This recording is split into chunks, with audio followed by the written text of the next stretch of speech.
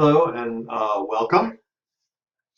Uh, Today we're going to be talking a little bit about some of the rules around financial accounting. Financial accounting is constrained by significant rules because we're looking to have uh, a product that can be compared across industries, between companies, and between years.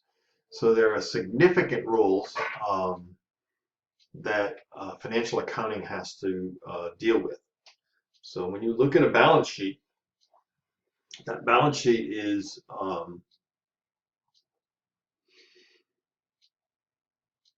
prepared in a way that we follow all of the rules, and the rules in the United States are called GAAP, or Generally Accepted Accounting Principles. So financial accountants have to know all these rules and live with within all these rules. Internationally, the same rules are called International Financial Reporting Standards, IFRS. So GAAP and IFRS are somewhat the same. There are some significant differences between international accounting and U.S. accounting, and that those differences, both parties, both the U.S. and the international standard setting committees, in 2004 said that they wanted to converge and have one set of standards by 2014. We're not there yet. There are still some significant differences. Some of the standards have converged, but others have not, because there are constituencies on both sides that like them the way they are. So multinational companies often have to report their financial results in two different ways, and they end up with different income levels and different asset levels because the accounting systems are different. The standards are different. Interestingly, the GAAP standards were all developed, and we're going to look at how they were developed and the things that they try to achieve. And when the international standards, which followed much later than GAAP standards, US had the best, or the most complete set of accounting standards long before the rest of the world. When the international boards were set up to set up international standards, they basically took the principles and the assumptions from the US and developed their standards using the same principles and assumptions. However, the standards ended up somewhat different. The basis for US accounting rules is essentially every transaction is defined. So there's a rule about everything. For those of you who are mariners, you know about Coast Guard regulations and how there's rules for everything. Well, that's sort of the way US GAAP is. There's rules for everything. How we're supposed to present things, how we're supposed to interpret things, all of those things are in the GAAP rules.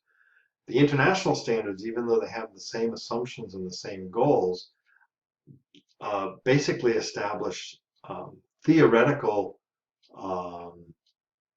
ways to look at things, and then let the practitioners decide how to present them. So the international rules are more open to interpretation. The US rules are grounded in specifics, and both of them have their problems. Being grounded in specifics, you would think, would give you a more consistent presentation, but as new ways of doing things evolve, the US rules don't necessarily address those new ways at all. So now we're in the Wild West. For instance, in the crash of 2007-8, there was a lot of divergent ways to account for derivatives. And derivatives is another one of those words that you saw in your article. I'm not going to go into what derivatives are right now. We'll cover that a little later. But accounting for derivatives, there were no US rules. So US companies or US financial institutions basically made up their own rules as to how to account for derivatives, and everybody did it a little differently.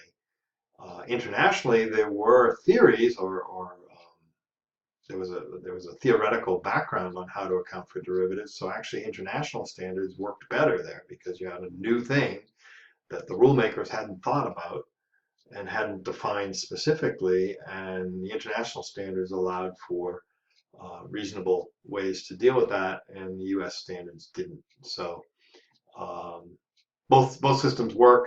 They're different, and someday they'll converge. But right now, we're going to spend most of our time looking at U.S. standards. So the first thing we're going to look at is the assumptions for GAAP. See if I can move this out of the way here. Try that over there. The assumptions for GAAP. The first assumption is that financial statements present the information for a single economic entity. So we can't have a little piece of this entity and a little piece of that entity in a single set of financial statements. Now, this doesn't mean you can't have a parent company with a lot of subsidiaries. That is one economic entity. The subsidiary is defined as something that the parent has control over. They may not own all of it, but they have control.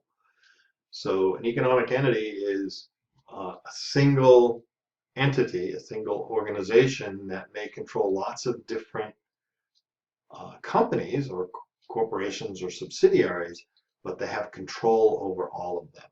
So that's the first assumption. So when you look at a set of financial statements, you know that you're looking at an economic entity. So you may have a financial statement, say, for a subsidiary of a company, and then you may have a consolidated financial statement that includes all of the subsidiaries that that company owns. Both of those are economic entity financial statements. Second assumption on financial statements is that the only thing we can include on financial statements is something that can be stated in a monetary unit. So we have to use some kind of a monetary unit. We can use dollars or yen or euros or pounds,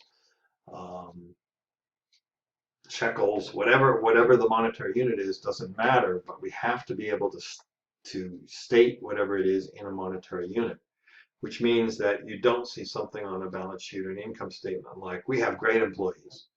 That doesn't show up on a balance sheet or an income statement because it's not statable in a monetary unit.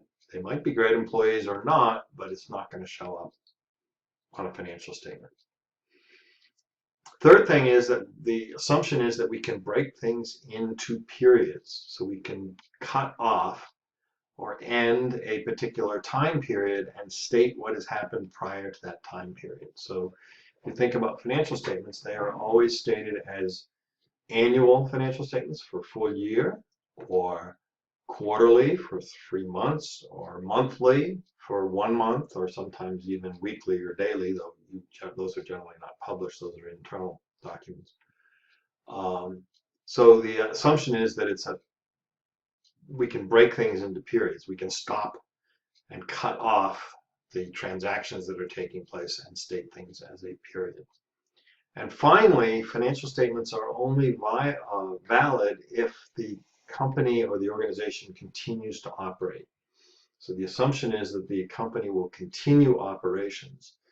And that's because financial statements generally don't reflect reality if the company ceases to operate. So if you think in Maine here, we've had several closures of paper mills recently. And those paper mill closures are a good way to look at this going concern assumption. So if I'm a company that owns a paper mill, and that paper mill is producing paper, the assets of that paper mill have value as paper producing assets. As soon as the mill is closed, no longer producing paper, those same assets may have very, very different values. In fact, what's becoming fairly clear is that they have value as scrap metal and not much more. Maybe some of the machinery can be sold off to somebody, but most of the plant, if it's no longer able or economic to produce paper with it, then the value goes down dramatically. And this happens in lots of different businesses. When retailers cease to operate, they have to sell their inventories, and their inventories have to be sold at a much lower price than they would normally be sold for. So if they're stated on the balance sheet at one value, in liquidation their value is much less. So all financial statements are based on a going concern assumption. So those four assumptions, that we have a single entity, that we have we can state it in a monetary unit. In the US that would be dollars, that we can break it into periods, and that the organization is going to continue to run. Those are the assumptions for generally accepted accounting principles. And then the theories that the rule-making bodies look at is, whenever they make a rule, they want to have it make financial statements one of these four things, or one or more of these four things. Financial statements need to be relevant, they need to be reliable, they need to be comparable, and they need to be consistent. So all rulemaking, both internationally and the US, uses those four assumptions and these four characteristics to decide whether a rule should be promulgated, should be put in. I assume the Coast Guard, we talked about the Coast Guard earlier, I assume the Coast Guard also has these kinds of criteria when they're making rules of the road or making safety requirements for vessels. They're looking, I assume, at safety and the ability to communicate locations and so forth. So they're using a similar kind of set of characteristics when they make rules. They don't just decide, oh, let's have all the paint, all ships should be painted pink. Well, why would that be good? There's nothing that fits into safety or whatever. So there's some rationale to the rulemaking, and this is where the rulemaking comes from. So what they mean by relevant is that, first of all, whatever's in the financial statements is significant enough, and the accounting word is, you'll hear it often over the course of this semester, material enough, so it has enough influence to make a difference in the financial statements. Relevant also means that financial statements have to be presented in a timely manner. If I get a financial statement 2 years after the end of the year that it's reporting information on, it's not very relevant. So most financial statements have to be presented within 90 days of the end of the period that they're presented about. And we want them to be somewhat useful in predicting the future. So we want to make sure that the information in there is such that we can use it to, we can analyze it and use it to help predict the future. Reliable, that it's represents what's really going on. So representational faithfulness, that it's true and verifiable, so that I can take those numbers and verify them. It says there's $2 million of cash there. Can I verify that there's $2 million of cash there? It says that we've got $100 million in inventory. Can I verify that there's $100 million worth of inventory? And it should be presented in an unbiased manner. We shouldn't value things in a biased manner. We should value things in an unbiased manner. So that's the second criteria. Third criteria is comparable, so that we can compare this year to last year for our company, or we can compare UPS to FedEx, two similar companies. We can compare their numbers, or we can compare UPS and FedEx to the package delivery industry averages, and or the freight industry, the trucking industry averages. So you want to be able to compare, because that's part of the use of financial statements. And finally, consistent. Same rules used every time, so that we don't change the rules, so that we can't be consistent from time period to period.